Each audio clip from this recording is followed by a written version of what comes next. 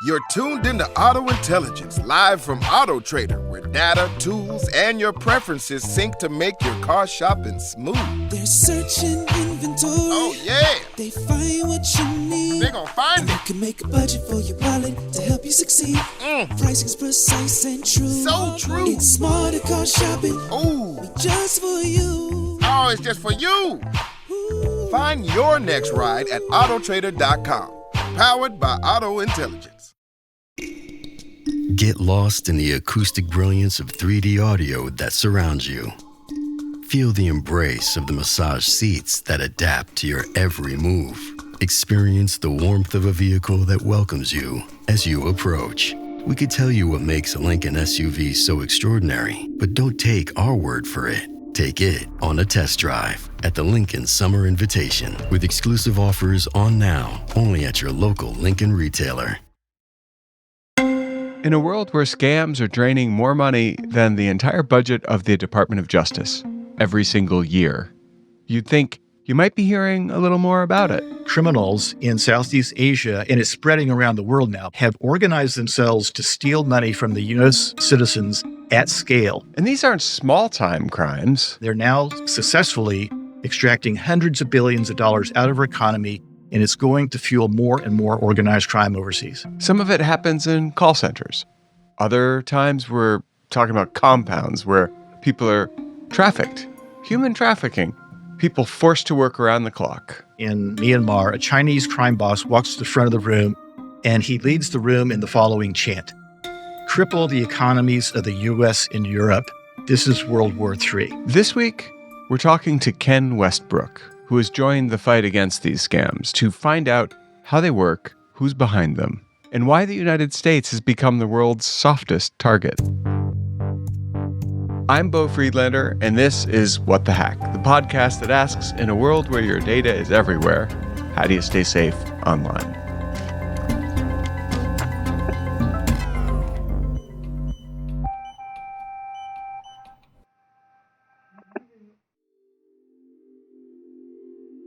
Ken Westbrook, thank you so much for joining us today.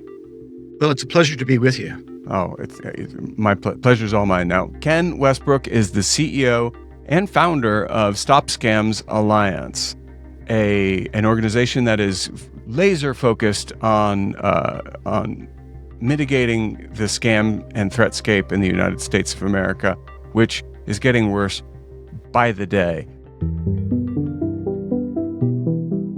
Okay, Ken, so you've seen this problem from the national level, sure, but it's also hit a lot closer to home for you. What turned you into an activist? Well, let me take you back to the scene of the crime. It was Valentine's Day 2023. My mom, who was 83 years old at the time, was trying to look up the obituary of her sister, who had recently died. Mm-hmm. And she did a Google search for an obituary website. And the next thing she knew, without clicking on anything else besides the search link, she got a pop-up on her computer that took over her computer screen. She couldn't close it. It had a loud voice that was saying, "Do not turn off your computer." It had a handy 1-800 number to call Microsoft support. And she was frightened. This stuff is actually called scareware for a reason. She was frightened by the loud voice. And she said, "I have to do something about this." So she called the 800 number. And on the other end of the line was a fellow who was very helpful. "Oh, ma'am, we see that your computer's been hacked. In fact, we see 39 hackers on your computer right now. And we're here to help you clean it up. But, very often when your computer gets hacked, your bank accounts get hacked too." And then they asked her for her phone number. And with the phone number, they were able to look up where she banked. I found out later that much of this information is out on the dark web. For the price of less than $1, a criminal can do a search and find out where you bank armed with a phone number. So now they know where she banked, and they said, "Well, let's put you in touch with the Chase Bank Fraud Department," and she told me later, how in the world did they know that I banked at Chase Bank? It was because they were able to look it up. So now she's on the phone with a fellow who represents Chase Bank, she thinks, and they're really criminals, of course. By the way, this is all enabled through phone spoofing. When she was on the phone to Microsoft, her phone said Washington State. And when she was on the phone with what she thought was Chase Bank, her phone said Connecticut. So she now believes that she's talking to Chase Bank Fraud Department because of the phone and because they were able to look up where she banked, and who else can do that but the real professionals, right? So what that leads to then is, oh, ma'am, we see your money is being stolen out of your bank account right now. We see people taking money out, and the only way that we can prevent this is for it to move your money into a safe place that we will protect for you. And she was then instructed to go buy gift cards to start the transfer of money. So she was driving all over town to various stores, Home Depot and others, to buy gift cards. And then she was instructed to take a picture of the back of it, send it to the supposedly Chase Bank people, but in fact, they were criminals, of course. And that was the way that she started to move money out from her bank account into the hands of the criminals. Now, how much money are we talking about? I mean, how much can you put on a gift card? I think it's usually like $500, but some of them, like on like store specific brands, you can put up to $5,000. I think it was like $500 or so. So at the first, it was a few $1,000s. So she went around town. She went to the various places that this person had suggested, and got gift cards amounting to a couple $1,000s. Right. At a certain point, the criminals start instructing her, we need to move more money out of your account. This is an urgent matter now. And she was instructed how to send cashier's checks. And she was given the addresses of various businesses or supposed businesses, first in New York State, later on in Colorado and California. In each case, she was to make the check out to a person, and she was instructed who that was going to be, the check was written out to. She then went to the bank to withdraw the money and to prepare the cashier's check. And the bank started asking her questions. Here's an elderly woman walking to a bank, making large transfers. Well, the criminals know that. So they instruct folks, including my mom, to lie to the bank. They say that the bank is in on this, and the bank is been hacked, and they're participating in the theft of your money. So you can't reveal to them that we're starting to take this money out to protect yourself. So what you need to do is to explain to the bank teller when they ask you a question that you're taking the money out for a home renovation. And then later on, the ruse was she was instructed to say that she was buying a pickup truck. So this was all to get around the bank's questions about large transfers suddenly being made by an elderly woman. And if I were at the bank and I saw an elderly woman getting ready to buy an F-250 pickup truck, I actually would sit her down. But so say, are you really? And they tried. Yeah, they tried. They did. Okay, so what happened? Early on, one of the bank tellers filed a report that this sounded unusual to her. Mm-hmm. And then after many more transfers, ultimately, a bank official was able to take her aside and say, ma'am, you're trying to send money to a business that doesn't exist. I just looked this up, and I think that you're not sending this to people you know, are you? And at that point, the bank and the official instructed her that you need to talk to your family about this situation. And when she did, we were unable to ravel it. But it lasted for a long time. It was over the course of 3 weeks. She ended up sending enough money to lose most of her life savings. Wow. Okay. Now, when the smoke cleared and it was clear that she had been scammed, did your mom have a sense that that is what happened, or was she what happened then? She knew pretty early on that she had been the victim of a scam. Once my brother talked to her and I talked to her, she was very ashamed about what had happened, despite the fact that we supported her a lot. And I told her, I didn't know that much about scams at the time. I just was I just had some general reading. But I was able to tell her early on that this was an attack on her by foreign organized crime gangs. And this happens all the time. And there's lots of elderly people who are being targeted in this fashion. So you're not alone. it wasn't your fault. Nevertheless, she really internalized it and just really couldn't let it go.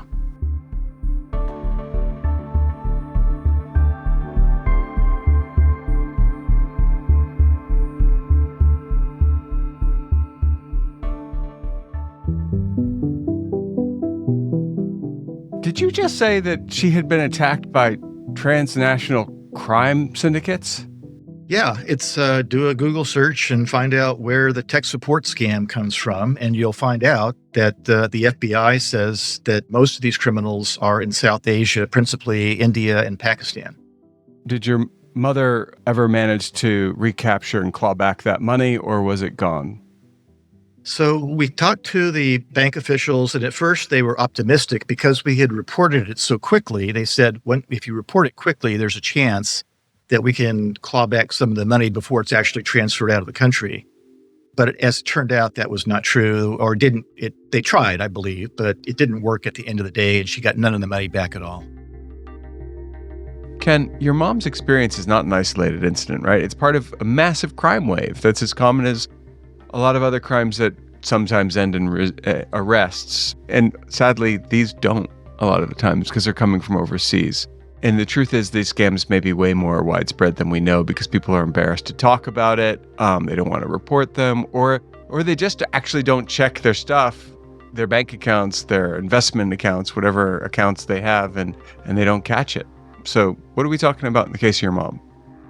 About 8 months after my mom was scammed, I was able to convince Gallup to add a question in their crime survey that took place in September, October of 2023. And when Gallup asked Americans, are you the victim of the scam in the last year? It turned out that 8% of Americans said yes to that question. Now, 8% of Americans is 21 million people. Now, to put that in perspective, the state of New York has about 20 million residents. So this is bigger each year than the whole state of New York. It's 57,000 people a day. It's really astonishing when you hear numbers like that. So my mom was not alone by any stretch of the imagination. It's a crime that affects millions and millions of people. Okay, so your mother becomes one of those 57,000 or more people a day who get hit by a scam. But in this story, they picked the wrong family because her son isn't just any concerned citizen. He's a former CIA analyst, which doesn't mean you're going to go full James Bond on him because that wasn't the job that you did. But you've got game. So let's rewind. You spent decades in the intelligence world. Paint the picture for us. What did that look like? And how does that background shape the way you're fighting this battle now?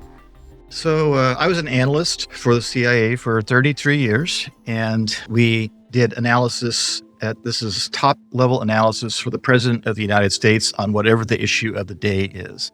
Okay. So I started off analyzing Soviet strategic forces. I wrote the estimates about our ability to monitor arms control treaties. When I was a manager, I became the chief of the Nuclear Weapons Security Task Force that we created after the fall of the Soviet Union, when the question of the day was, who has their finger on the button and where are the loose nukes? And then later on, I became the chief of Ukraine branch when Ukraine became an independent country. And I was also the deputy chief of the Balkan Task Force when we were at war in Bosnia and Kosovo. So this was the kind of broad analysis that we did of military, political, economic affairs, for the government. This is starting in like early 80s. And so you got to see some really interesting and probably top secret information over a number of many, many years.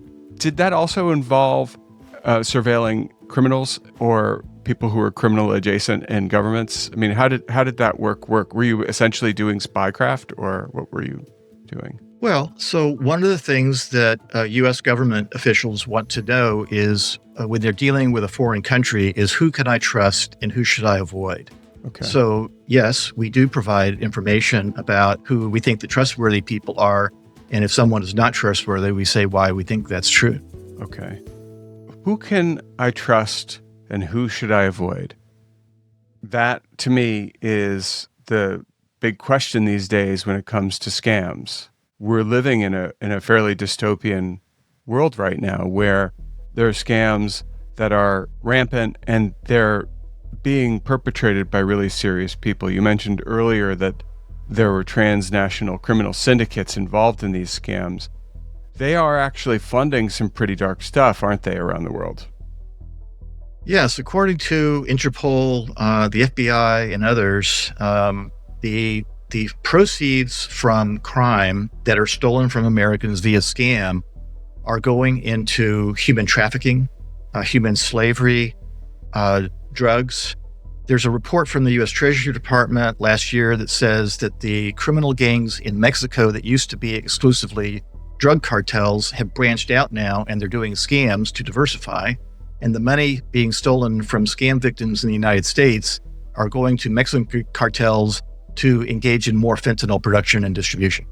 Okay, so we're looking at a scamscape or crime pattern here that is sort of the same old story, but a new trick. It's a new trick in the bag, the tool bag of a criminal, right? And it's scams. So these scams are just part of a larger network, I'm hearing, that may be focused on bolstering a drug business or a human trafficking business, and these are businesses. Now, as I understand it, not all of this money is just buying Lamborghinis and diamond watches.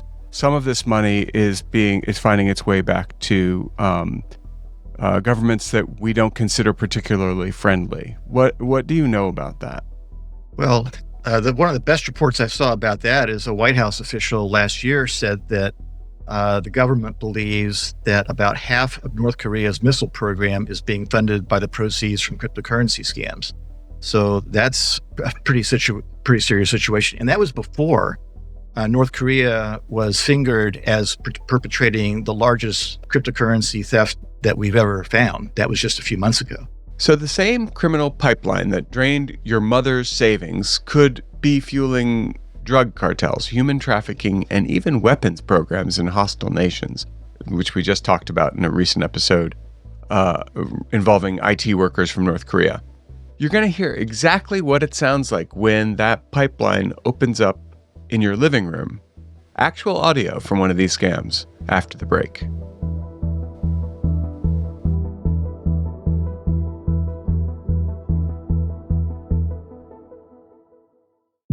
It's Wednesday, Adams. I see you're trying to distract yourself from your unbanal thoughts. Let me help. Here's a recording thing made of my latest root canal.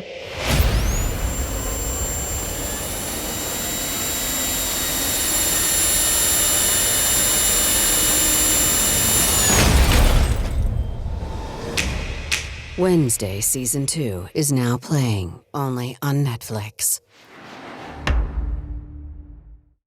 It's back to school season, and Clorox is donating 2 million disinfecting wipes to classrooms across America. Because back to school means things can get a little bit messy. Just ask second grade teacher Mr. Torres. Put me and just one Clorox wipe on a team? We can take on crayon smudges, sticky fingerprints on every surface, sneezes on the door handle, juice box explosion by the sink, snack crumbs, and don't even get me started on the bathroom passes. Clorox disinfecting wipes. Teacher's #1 wipe. Think about it.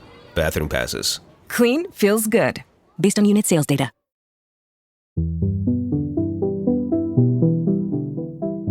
Before Ken Westbrook started Stop Scams Alliance, before Gallup polls and policy meetings, there was this moment. His mom alone at her computer thinking she's talking to tech support, and what you're about to hear is almost exactly what popped up on her screen. It's called scareware, and it's designed to do one thing: make you call the number on your screen. Please call support immediately. Please do not attempt to shut down or restart your computer.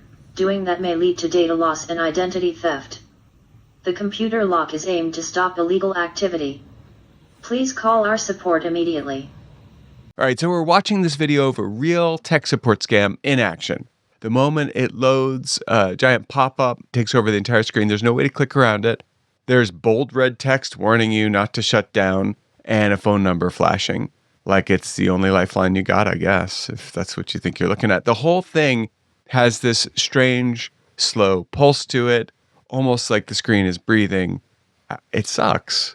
But it looks fake to me, right? if you're not familiar with the system or you're feeling that surge of panic, you might pick up the phone too. Which makes me wonder, can that particular scam, what we just saw, be the point of entry for state-sponsored hackers? I mean, if they know who the mother of a CIA analyst is, doesn't it make more sense to hack the analyst's mom than the analyst? I wouldn't say state-sponsored. That particular scam is the specialty of the criminal gangs in India and Pakistan. Okay. And what is interesting about that scam, that's the one that got my mom. So I'm kind of paid a little bit of attention to it. When you look at the FBI data, that is the number one scam that attacks American seniors each year by far. Measured by the number of victims, that scam gets twice the number of victims than any other scam out there. Now, there's other scams that get more money out of the victims, but this is the number one in terms of the number of victims that are attacked by it. I want to bring up a different example of a scam that a lot of people are receiving on their phones these days in the form of a text, which is known as a smishing scam, and because it comes via SMS. I've received it. I'm guessing you've received it, Ken. In fact, I know you've received it because we talked about it. The fake toll scam. So, and this fake toll scam is actually, we know, attached to criminal gangs. Can you talk about that? Yeah, so this is one of my favorite ways to begin a speech these days. I give a lot of public speeches, and I very often start off with a audience participation question. Okay, I ask, who in the room here has received the toll road scam? Me. And 100% of the hands always go up every time I ask this question, because everybody in America has gotten it, right? Yep. So then I ask, do you know where it's coming from? And then I get kind of a silence, and somebody might say, my phone. No. North Korea, or they're guessing at that point. Sure. And then I tell them that, well, according to many, many researchers, they've documented that this is actually coming from ethnic Chinese cyber criminals. They're using, they bought SMS phishing kits from China. They're using Chinese keyboards. They speak Chinese. The volume of the attacks goes down around Chinese New Year. It's an ethnic Chinese attack. Now, where the criminals are is hard to pin down. Most researchers think it's Southeast Asia, perhaps Thailand, perhaps Cambodia. So, Ken, they're using software as a service. They're using SaaS that, in everyday corporate America and everywhere else around the world, there's software that people use to streamline work. Criminals have their own software as a service. They have crimeware as a service, and that's what these folks are using. They're using a suite of things that allow them to do campaigns. They do, actually. So it starts with buying a sophisticated SMS phishing kit. Then what they do? Okay, what are they? They say you owe a toll. Are they really looking for your $5? No. What they really want you to do is to log in to what you think is your credit card company. So they're presenting a fake website where you enter your credentials. Now they can take money out of your credit card account, right? So that's what they're really after. And are they buying gift cards, or what are they buying? Well, as far as I know, what they're really after is to try to get into your credit card account or your payment system in order to steal a lot more than just the $5 toll. Got you. So it's like an account takeover. Mm-hmm. They're hitting everybody in the United States. You might not know that they took over 60,000 web domains to send these text messages. So just think about that. Taking over that number of web domains to send the text messages. That's amazing. I think, as far as I know, that's one of the first times we've ever seen such a large takeover of web domains. Can you tell me exactly how that works? Well, they buy a web domain. So criminals are buying web domains, and they use that to send the text messages. You can send it either over the web or via the telephone system, and they're doing both, by the way. So we've got pop-ups tricking people into calling fake tech support, text messages about phantom tolls, and a gazillion other scams. Many of them are run by organized crime, and they're hitting Americans by the millions. But it's not just a consumer problem. They're hitting governments, they're hitting law enforcement, they're hitting lawmakers. So lawmakers are starting to talk about it like it's a bigger problem, because it is. One of the most striking moments came last year in this regard when Senator Chuck Grassley opened a Senate hearing on the growing threat. Grassley's been in Congress forever. He's seen his fair share of crime trends. But what he says here, it's almost as if someone from our space in cybercrime prevention wrote it. He says something that is totally not just another political soundbite. It's a rare moment of a senior lawmaker calling scams what they are. A national security crisis. We're here today because the scam threat is real. We're all potential victims. The perpetrators are getting more bold, more ruthless, and more global by the day. Transnational organized crime groups are targeting all of us with industrial scale fraud. These aren't small-time lone wolf crooks. They're sophisticated criminal networks operating with precision across the borders. They exploit technology, including artificial technology, and are draining billions of dollars from Americans' households. So that to me is a watershed moment in Congress. Maybe you can tell our listeners why. Well, what he went on to say is he said, let me be absolutely clear. This is a national security crisis hiding in plain sight, and we're inadvertently funding it. And then he concluded his remarks by saying, this isn't just a call to protect the elderly. It's a call to defend our country's integrity, its financial security, and its moral obligation to protect the innocent. Now, you're a former CIA agent. I think that he's talking about it from that point of view, isn't he? The integrity of the United States from an outside threat. Yeah. So you asked to put this in perspective. That's the first time I've heard a senior person in the Congress say that our nation is under attack. This is a national security threat and we need to defend ourselves. I've never heard that before. So I was very pleased with Senator Grassley's framing of it, which I think is the proper framing. We have to understand, you get those toll road scams and the scammy text messages and the scammy emails all the time. People in America have to understand that these are attacks by foreign organized crime gangs, and we need to defend ourselves against that threat. Now, that's why organizations like Stop Scams Alliance matter. Tell me about Stop Scams Alliance, why you started it, and what you're doing. Right. Well, so, of course, my mom got me interested in the subject to begin with, and then I did a deep dive into this phenomenon about how pervasive it is.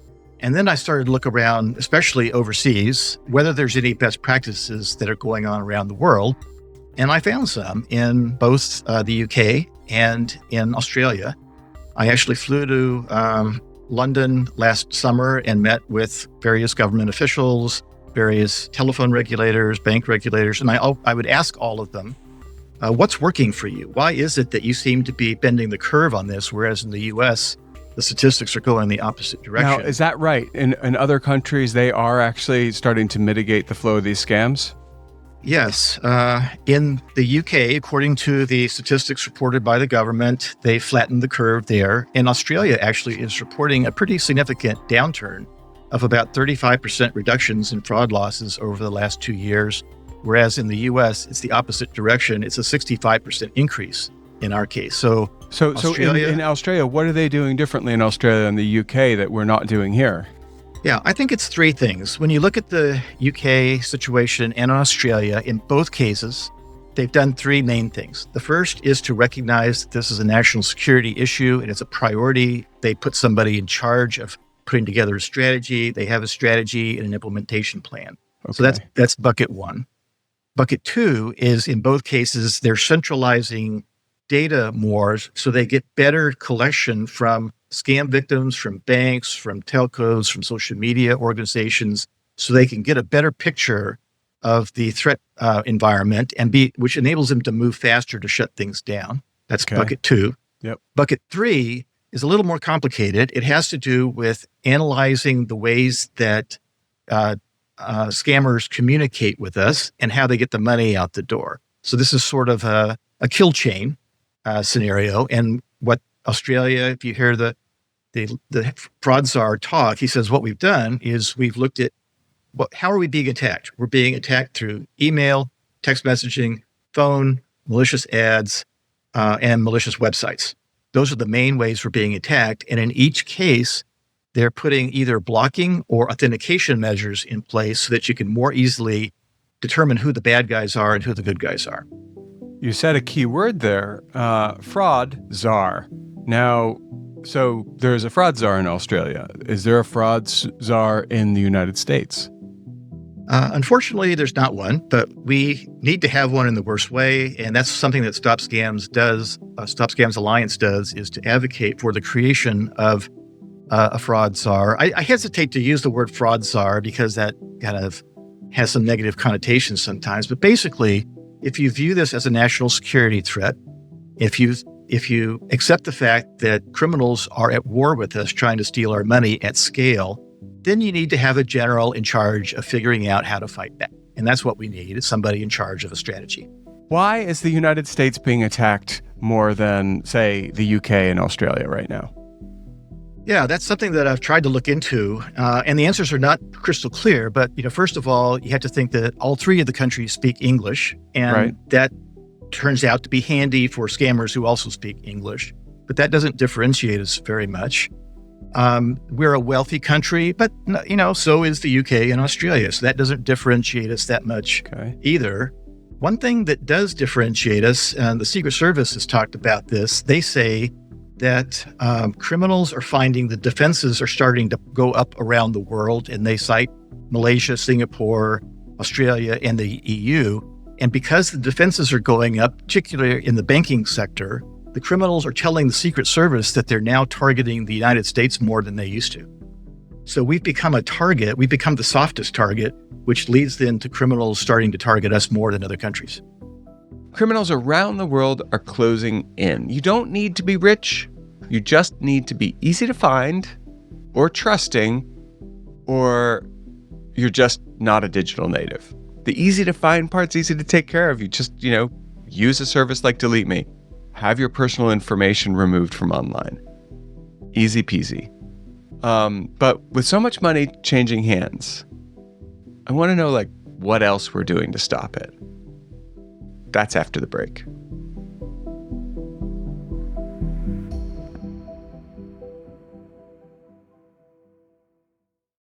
This episode is brought to you by Greenlight. Get this. Adults with financial literacy skills have 82% more wealth than those who don't. From swimming lessons to piano classes, us parents invest in so many things to enrich our kids' lives. But are we investing in their future financial success? With Greenlight, you can teach your kids financial literacy skills like earning, saving, and investing. And this investment costs less than that after-school treat. Start prioritizing their financial education and future today with a risk-free trial at greenlight.com/Spotify. Greenlight.com/Spotify.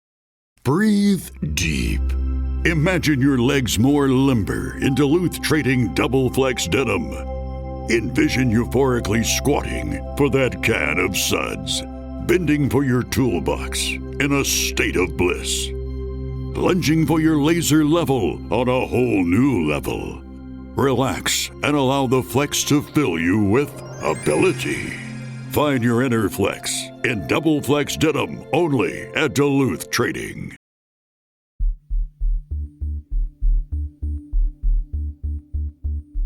If scams are draining more money than the entire DOJ budget, why isn't it being treated with the same urgency as other national security threats?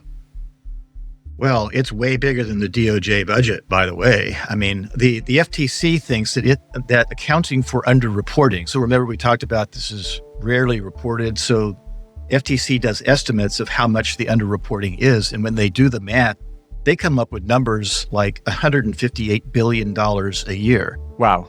So now you're talking about the annual revenues of a company like Bank of America or Home Depot. It's that kind of size of dollars that are leaving our country and going into the coffers of foreign organized crime gangs.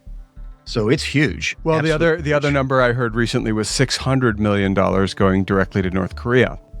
I can believe that. And so we're talking about a huge amount of money. And I think both of us have experience doing this. I'm not going to say how, and I would never name names because I really like doing it, but I've written white papers before for senators and other Congress people.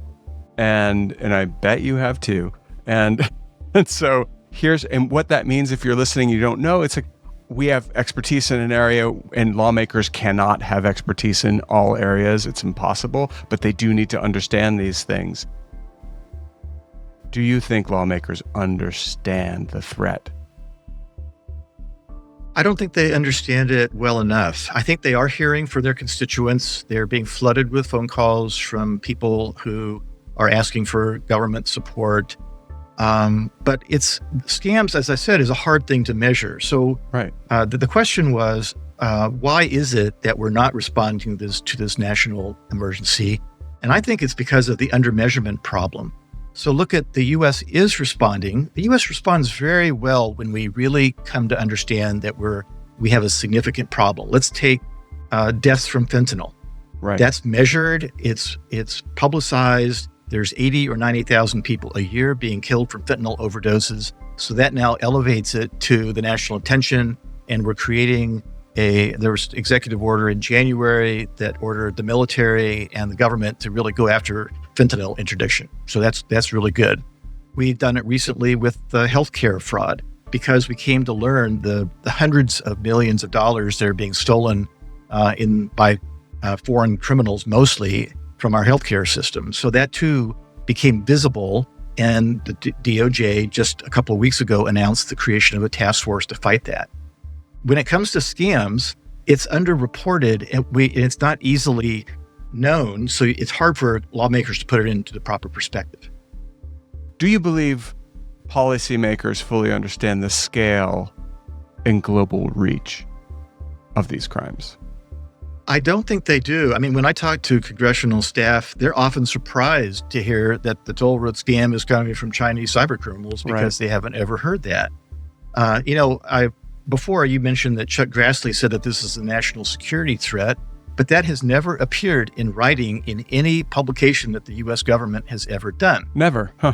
Never. I mean, I've looked and I cannot find a single instance. So, in other words, the government is not telling Congress in vivid enough detail what the size of this problem is and where it's coming from, and more importantly, what we need to do to stop it.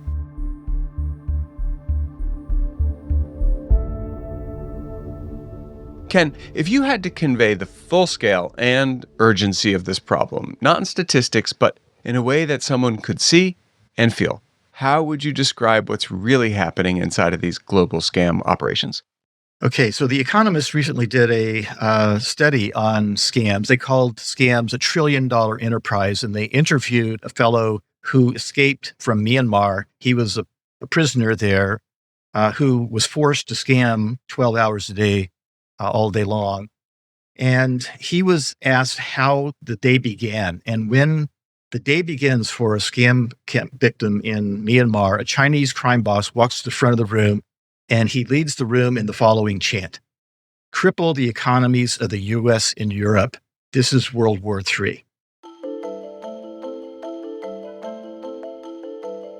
So these $1 trillion now criminals in Southeast Asia, and it's spreading around the world now, by the way, have organized themselves to steal money from the U.S. Citizens at scale. And they're now being successfully extracting hundreds of billions of dollars out of our economy, and it's going to fuel more and more organized crime overseas. Okay, so what do we do now? Well, so our main mission right now is to paint the proper picture about the actual size of this problem, which then leads to policy solutions about how to combat it. It's important to know where it's coming from. It's important to know how many victims there are.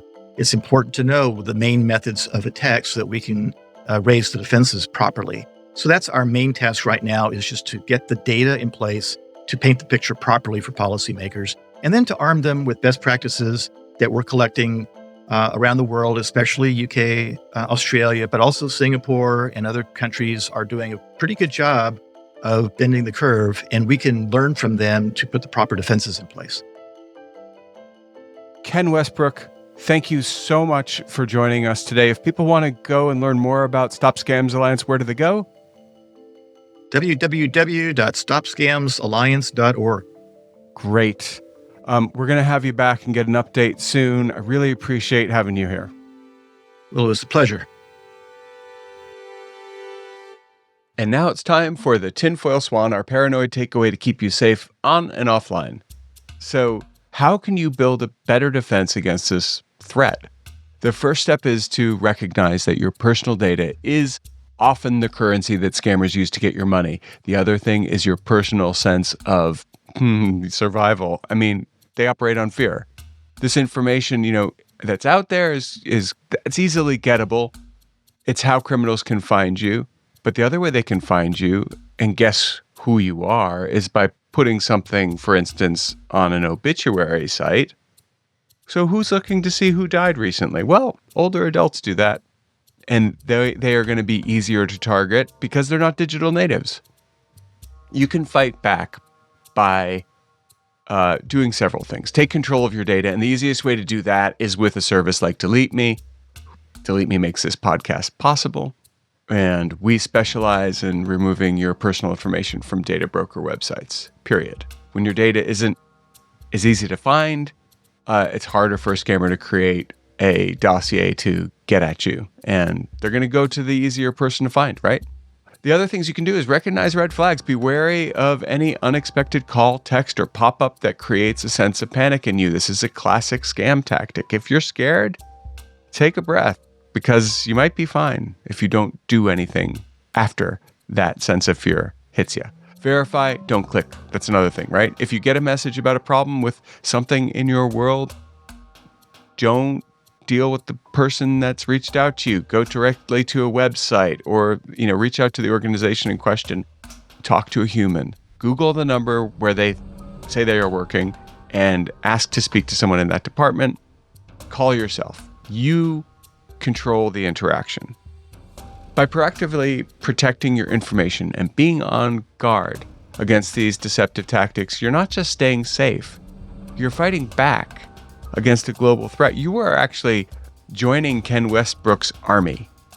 And if you want to learn more about getting a discount on a DeleteMe subscription, check out the information in the credits. It's all there. Stay safe. Thanks for listening.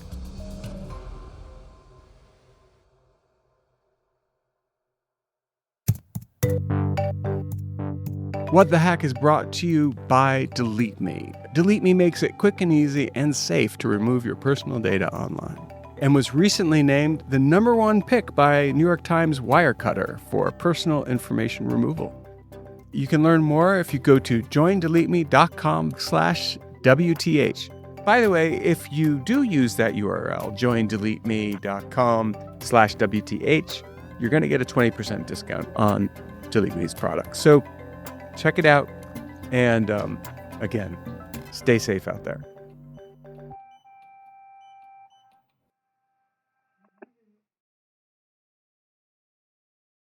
It's hard to remember now, but the internet used to be fun. I can't believe how easy it is to surf the net. Surf's up.